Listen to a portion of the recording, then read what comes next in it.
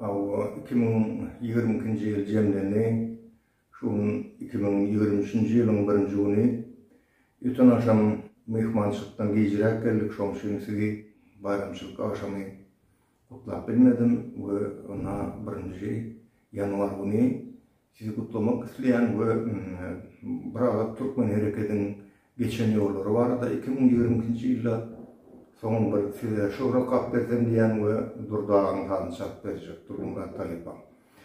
Inni 20 ýyl başlady.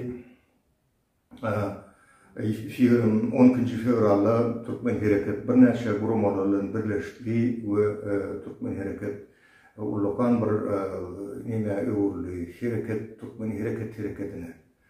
Bu halk hareketi bizden başlapdy, özüne şu ýerde oğlumlar bilen harekete başladık we diýärlerimiz barada zyndanlyk bolup geçen hadiseler barda siýasat stolun ýaşaýşy ömri görüşü ýerine barada biz demokratik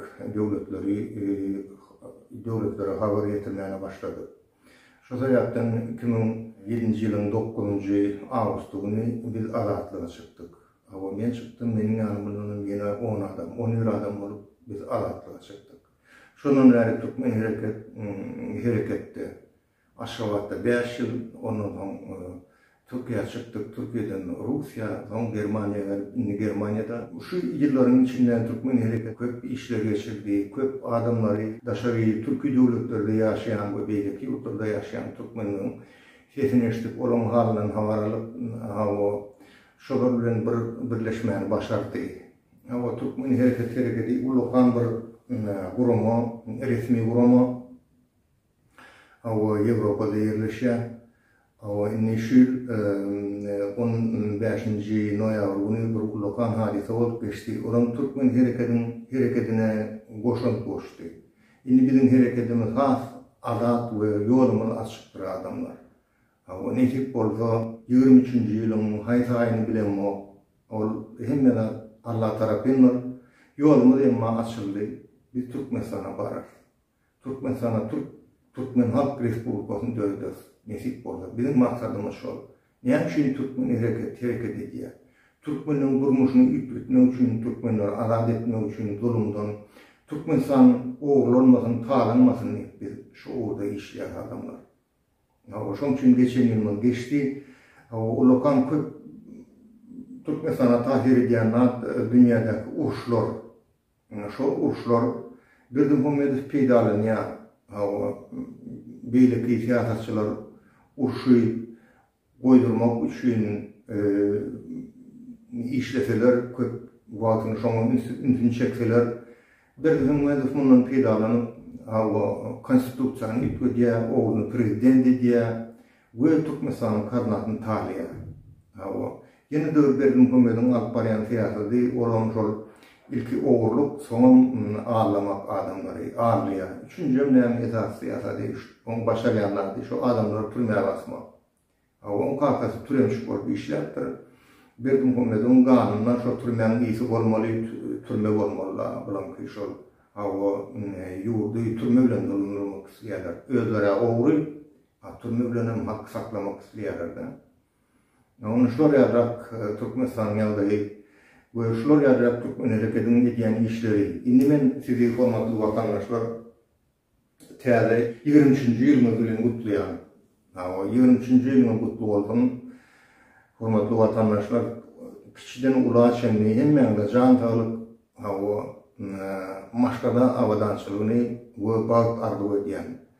Belki 23-nji ýyl bizim üçin sehetli ýyl bolsun we bir sehetli güni biz Türkmenistana dolanalım we sizin hemmeňiz bilen duşuşup täze Türkmen Halk Respublikasyny urmana başladym. Men şonu sizin hemmeňiz üçin arzuw edýän. Diňe şeýle biz Türkmenistany azat edip bilýäs, oğurlardan, jümrülerden, samsyklardan, saplýaklardan bir näçe özüni alyp barban bilen YouTube'da programmalary da düşünen bir dere komentary goýup özüni oňarman gezip beren süpüklerden hem bir Türkmenistany azat edesine gitip boldy. Türkmenistan'a hakiki Türkmen, hakiki niyetli, arasında arzulu niyetli adamlar yaşamalı. İş başaracağın adamlar yaşamalı. Yurdu söyleyen ve yurdu inni üstürmek isteyen, inniki nesillerimize için üstürmek isteyen adamlar Türkmenistan'da yaşamalıdır. Biz onu başarırız. Çünkü bizim Türkmen halkımız hakikaten şu haklar söylüyor. Vatandan söylüyor, yurdundan söylüyor, öyünden söylüyor, maşarlarından söylüyor. Türkmenin artık mesleği şudur. Şimdi şu halde ben şöyle şu rokat vereyim. O tezilmez, yine öyle kaydan mutlu olsun. Halk içinde yazsan destan, iyilimin kurbanı olsun. Acep dere bağı vassan, bağımın bağbanı olsun. Ey Tanrım sen alsana var, şolgun bağda bilbil hayrar. Men hem bolsam mıdam tayyar, dünyanın imanı olsun.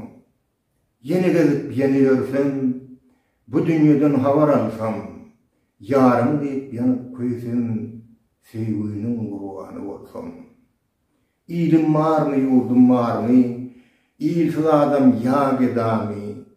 Dünya bakı gelin var mı? Dünyanın kurbanı olsun. Ah Muhammed kimden havar? Seher turup Tanrı'ya yalvar. Namar kişi bolor gahar. Merdimin kurbanı olsun. Mertlere bu dünyanın öten yuvak. Avdağın ya tiyadı elüne. Abdülkerim Masum'un ve beyliklerin Türkmen halkının anartlığı için görüşen adamların ya tiyadılarına bağışlayan şuşulurunu ve mertlere bağışlayan Türkmen hareketi devam ediyor. Hareketinizde köp yaşlılar, mert adamlar var, talantları var. Şolar Türkmenistan'ı ütütmeye tayyar ve Türkmen Halk Respublikası'nın kurmana tayyar. O indi orada neyse durdalan zökürü can nentradını çak vereyim.